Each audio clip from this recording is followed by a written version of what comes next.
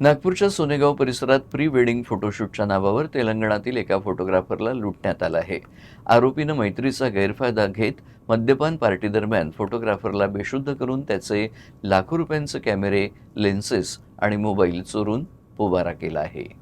पोलिसांनी दिलेल्या माहितीनुसार तेलंगणातील 40 वर्षीय मुरलीधर रेड्डी नायक घुगलावत हे व्यावसायिक फोटोग्राफर आहेत. त्यांची आरोपी कार्तिक चौधरी अक्कीनेनी याच्याशी 2 महिन्यांपूर्वी ओळख झाली. आरोपीनं मित्राचं लग्न असल्याचं सांगत प्री वेडिंग फोटोशूटसाठी नागपुरात येण्याची विनंती केली.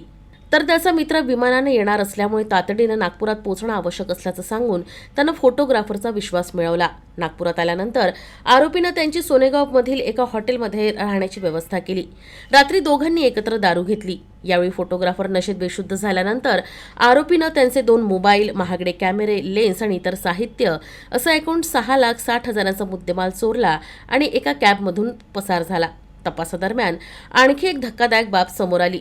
आरोपी ज्या कॅबनं चेलपूर मंडल येथून नागपुरात आला होता त्या कॅबचं भाडंही त्यानं दिलं नव्हतं. या प्रकरणी कॅब चालकाने देखील पोलिसात तक्रार दाखल केली. सध्या सोनेगाव पोलीस सीसीटीव्ही फुटेज आणि तांत्रिक पुराव्यांच्या आधारे आरोपीचा शोध घेत आहेत.